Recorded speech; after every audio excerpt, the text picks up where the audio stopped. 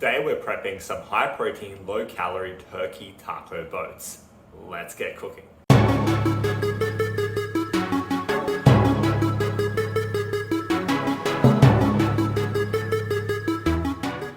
Hi, I'm Aleksa, climate dietitian, sports dietitian, nutrition coach. Welcome back to one of my videos. Now, before we get into today's recipe, remember as always to subscribe so you can stay in the loop and ring that bell so you don't miss a thing. Today's recipe is one that I found months ago. It has become my go-to when I'm craving some tacos or some Mexican at home. It's delicious, it's easy to make, it's fully customizable, and best of all, it is macro friendly. I call it the turkey taco boats, but you can really use any meat that you desire. And a hint, it's also great as a post-workout meal. It ticks off all the boxes. So let's get into the kitchen and get cooking. Okay, so these are all the ingredients that you'll need for this very simple recipe. So as I mentioned, it's going to be turkey mince. So I'm just using some of this turkey mince. Now you can get a leaner version. Couldn't find any in store, but really turkey is always going to be on the leaner side. And as I mentioned, you can use any meat that you desire. With that, I'm just going to use one of these fajita taco kind of mixes, so to speak, but you can make your own seasoning. Sometimes I'll make my own, but just for the sake of making this a nice and easy recipe for you on the go, just using something like this can do the trick. Now, as I mentioned, they're taco boats. So what we're using is some of these Old El Paso standard stuff taco boats, as you can see here. Okay, so nice and easy, really good. I love using these. Then, of course, can't go wrong with some cheese. Now, obviously you can use shredded cheese and things like that, but I had some of this in the fridge.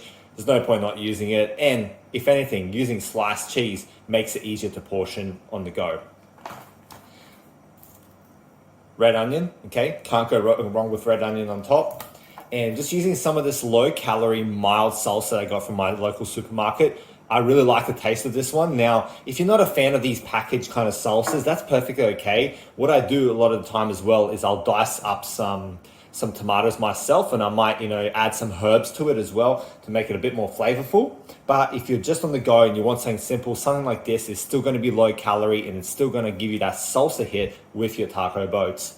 And now you're probably wondering, what on earth do you have yogurt and garlic powder randomly there on the side for? Well, it's actually to create a bit of a dipping sauce or something you can put on top of your taco if you want. I'm gonna make like a garlic yogurt type sauce thing. So yeah, it's just something that I do sometimes. I thought I'd show you in case you like a bit of a garlicky kind of sauce that's still low calorie, because zero fat yogurt, garlic powder, don't need to tell you, high protein, very low calorie. So yeah, those are the ingredients we're gonna be using today. So let's get into it. Okay, so we've got our pan ready, got our meat, got our spices. Now the only thing we have to do first, of course, is just put a bit of oil in there. I love to use some extra virgin olive oil. Use any brand that you really enjoy, but a good quality one always goes a long way. So I'm not measuring this. Now usually I would measure this, but just for the sake of today's video, I'm not gonna bother with that. I just need a little bit there just to help with the cooking process. So what we'll do is just whack the meat in, throw away what you need. And now what we're going to start doing is just breaking up this meat, okay? Just going to start breaking it up because we really want to make this crumbly, okay? I've heard somewhere it's called crumbleization. Doesn't sound like a real word, but apparently it's a cooking term, so that's what we're going to go with. So just going to break this up just to get it ready to cook. Now, as you probably know, with things like turkey meat and chicken meat, it's not as fatty as beef and stuff like that. And because of that, you just got to break it up a bit more at the initial stages to get the right texture. Now, I've obviously got this one about a medium heat, just to get that cooking process going. And then once this starts cooking a bit more, starts releasing some of the liquid in the meat, we're going to throw in our fajita mix and add it in there, mix it all nicely through so that it's nice and combined, or whatever you want to call it. So that's going to be ready to go there. Now, apologies, you can't see my face during all this. You can just see me doing what I need to do because of my height. It's very hard to get the right angles, so we're just going to have to do with what we can. Okay. So for the purposes of time, I'm not going to get you to stare at the meat getting cooked for the whole time. So we'll kind of fast track through this and show you how it looks once it's a bit more caramelized. A few moments later. Okay, so as you can see now, a lot of the liquid in the meat has been released. The meat is partially cooked, and this is when we add in our spice mix. Obviously, if you're using your own spice mix that you created, you might add it in at different intervals. But I just do a bit of this, get it all nice and coated. And then I just start breaking it up again, okay? Just getting it all nice and evenly throughout the meat, just to make sure it's nicely seasoned. Because as always, we want some flavour.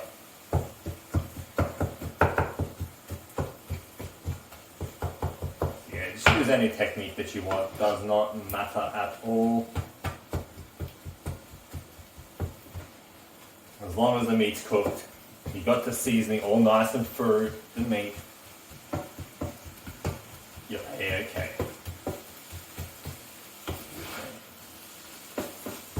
Yeah, there we go, getting some nice colour in there. Because as you know, we don't just eat with our mouths, of course. Sometimes we eat with our eyes, as they say. I believe that's the phrase.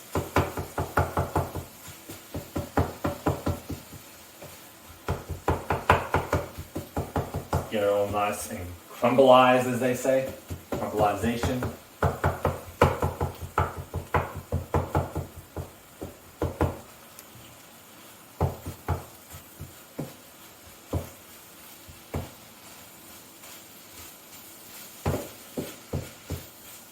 There we go. So, let's go and finish cooking this now. And then we'll go into the actual creation of the taco boats and explain what you need to do next. Let's go. Now, carefully transfer the meat into a bowl, just to be ready. There we go. Oh.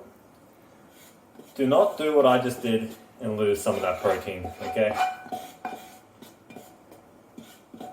But we all make mistakes.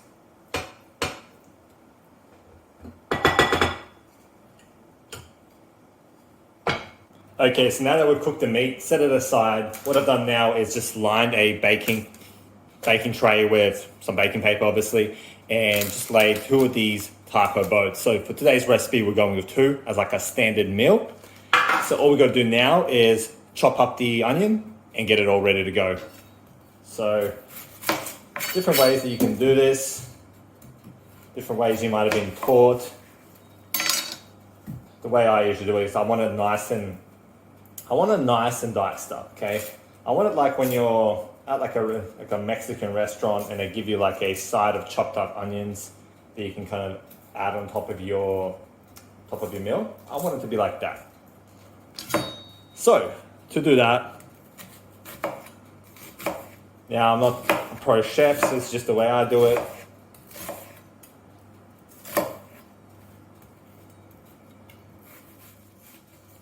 When you're doing this style though, make sure your knife is very sharp. You do not want to be working with a blunt knife, okay?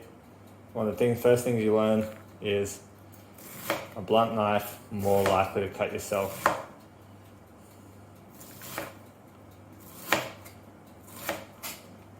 Now, as you can see, this is a lot of onion, okay? So you're probably thinking, Aleksa, surely you're not going to be adding all that onion on top of your 2 tacos. No, okay. This is just prepping because I'm going to be eating this for the next day or 2, okay? As you can see, there's a whole pack of those and that meat there. Only a fraction that is even going into the actual recipe. So, yeah, remember, where possible, always do some meal prep. Makes it easier in your life, okay? Trust me. I'll probably use up this a little bit, but for the sake of today's video, not going to worry about it.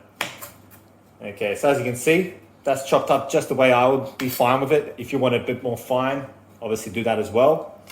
But that's your onion ready to go. So what we'll do now is just start creating tacos and go from there. Okay, so we've got our main ingredients we're going to be using here now. Just to be fully transparent, we're not actually going to be putting these in straight away. Now you can, okay? You can put a bit at first, so you can kind of roast them up a bit in the oven and then put some later. It just depends on your personal preference. But the main things that are going in today, before we actually bake it up, is obviously your meat and your cheese. It's going to be nice and simple. So we've got our scales here ready to go. Always zero it out. Now, how much you put in here is all your personal preference. As I said from the start, this is all customizable to you. You can put as much, you can stuff it all the way to the top. You can do as little as possible. Doesn't really matter.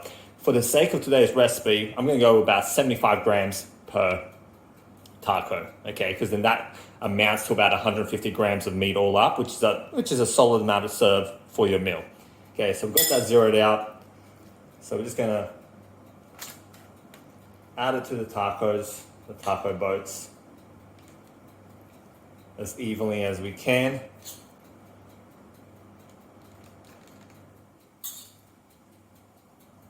As you can see already, we're not even at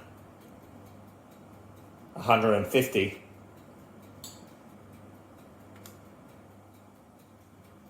And it's looking pretty good, isn't it? Okay, there we go, 150 on the dot.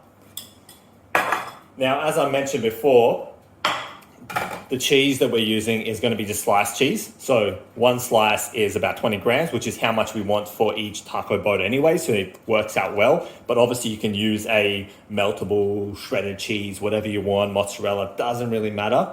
We're just going to be using some of this low-fat, normal, what we call in here, Australia, tasty cheese, okay? Don't worry about the scale, I'm not measuring that in that case. Okay, I'm just getting some cheese here. As you can see, 21 grams anyway. So we're just going to lay it on top like this.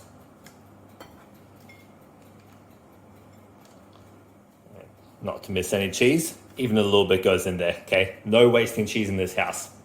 Okay, so that's ready to go. So what we're doing now is we're preheating the oven to about 180 degrees, and we're going to cook this up for about 10 to 15 minutes. Usually about 10 minutes is good. We just need enough time there to crisp up the actual taco boats and melt the cheese. Because as we know, everything here is already edible, okay? The whole point is just to make the texture nice.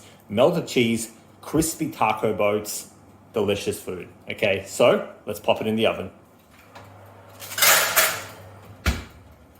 Okay, so while we're waiting for the taco boats to cook, what I wanted to do is show you how I make this garlic yogurt kind of dipping sauce or topping sauce or whatever you really want to call it. Basically, we can go with some low-fat Greek yogurt, and you go about 100 grams of this. That should be close to 100. Yep, close enough. 99, 98, 100, tomato. Now what we do, just grab some garlic powder. Now, there are better ways to do this. This is like a bootleg version, garlic powder with yogurt. Like I said, this recipe I'm showing you today is kind of like a more fast track, very easy, simple version that you can make on the go to make it easier for yourself. You can obviously make this a bit more better, by actually making with real garlic and all that sort of stuff. Doesn't really matter. What we're just going to do is just a little bit of a garlic sprinkle. This is all preference, how much you want. If you like it more garlicky, add more garlic. Like it less garlicky, add less garlic. You can also add salt and like lemon juice to this to make a bit more of a different flavor. But today we're going to be nice and simple. We're just going to go with yogurt and garlic. There we go. So that's the sauce ready to go. So we're just going to wait now for the taco boats to cook. Put in our extra toppings that I spoke about before and have a taste test and break down the nutrition for you. Okay? Be with you in a sec. 1 hour later. Okay, so it's been 10 minutes. Let's whip them out. There we go. Okay. So now what we're just going to do is transfer them to the plate. And now they're ready to go. So now we're up to the final stage where we're going to add some of the toppings on there. So the first thing we're going to do is going to sprinkle some onions on there. Now, I'm not measuring this. I'm just doing this for the sake of the video. Doesn't matter how much you put there. Onions, the amount you're actually going to put on each taco is going to be negligible anyway. Just put how much you want. So I'm just going to sprinkle a little bit on there like that. Now obviously these could have been chopped up even more finely. As you can see, big chunks here and that. Doesn't really matter, okay? It's all the flavor, it's all what you prefer. Okay, now how much salsa on each one? I like to go with about 25 grams, 20 to 25 grams for each one. So, like that. It's going to be 50 grams all up that we're going to be using. There we go. 50. Done. Okay, so these are ready to eat. Now, like I said, you can make your own salsa using your own tomatoes just chopped up. You can add other things on here as well. You can add capsicum. You could put that in the cooking process. You can add corn as well. I'm just keeping it nice and simple today. This is like a nice lower calorie version of it, obviously. and it's the way I like to have it when I'm on the go. But really, the world's your oyster. It's fully customizable, your own meat, your own type of cheese, your own type of veggie toppings. Really, the point is that you experiment and find something that works for you and that's macro friendly and actually fits your calories. So what we're going to do now is going to go to the tasting table, whatever we want to call it, and give it a taste test, let you know what the macros are, let you know what the calories are, and go from there. Okay, so got the food here ready to go. I've even got that dipping sauce that I created, so I'm going to give it a taste test, let you know what I think, even though as always, I already know. And now I'm going to break down the macros for you, the calories, so you know if nutritionally it is what you're looking for, but trust me, it is. Okay, so without further ado, drum roll please. The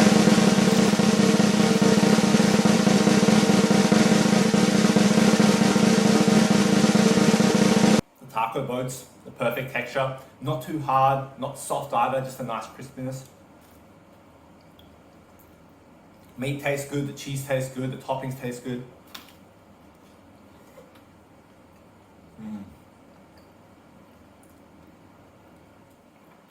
It's good. And it's going to be nice and filling, which is the most important thing.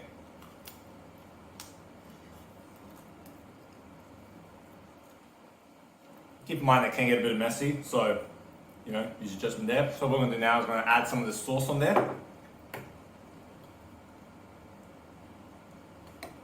See how it tastes with the sauce.